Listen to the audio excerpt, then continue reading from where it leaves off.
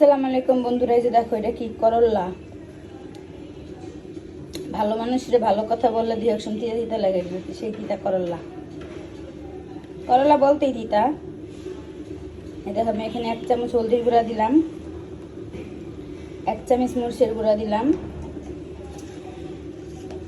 আধা চামচ জিরার গুঁড়া দিলাম, পরিমাণ মতো লবণটা দিয়ে নিলাম। এখন আমি একটু আদা বাটা দিব। এই করলাটা আমি ভাজা করব, রান্না করব না, ভাজি করব না, ভাজা করব শুধু। ভাজা করলাটা খাইতে গরম ভাত দিয়া খুব ভালো লাগে।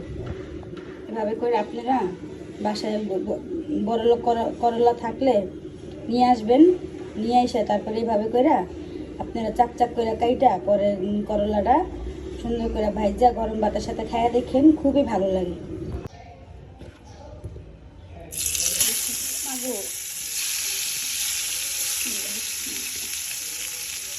তেলটা প্রচুর গরম হয়ে গেছে, ঠিকতে আছে।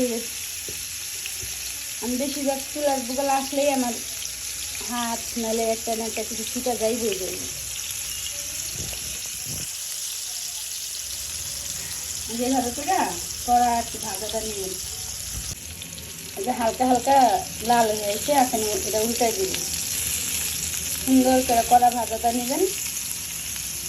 করলাটা ভাজা একবার ভাতের সাথে খাইয়া দিচ্ছে, তারপর আপরে বললেন যে কেমন হয়েছে, কমেন্ট করে জানাইলেন। এই ভাজাটা যে খাইছেন সে তো জানেনি, যে না খাইছেন এ তো জানেন না। তা আপনারা আপনার কাছে এই একটা আবদার, আপনারা এইভাবে করে ভাইজা খাইয়া দেবেন। পোলাওর সাথে খেলে আরও বেশি ভালো লাগে।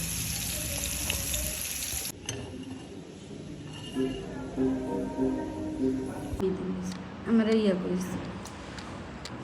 বিসমিল্লাহির রহমানির রহিম। এই যে দেখেন, যে করলা ভাজলাম, এই যে এখন এটা ভাত দিয়া খাবো। ভাত দিয়া খাইতে খুব ভালো লাগে।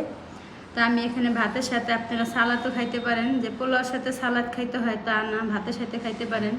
যেহেতু আমি নিচে আমার ফ্যাটি লিভারের সমস্যা, তার জন্য আমি ভাতের থেকে সালাদ নিচে বেশি। তা আপনারা এভাবে করে ভাতের সাথে সালাদটা খাইতে পারেন। আল্লাহ সবাই ভালো রাখুক, সবাই ভালো থাকেন, সুস্থ থাকেন। আল্লাহ হাফেজ।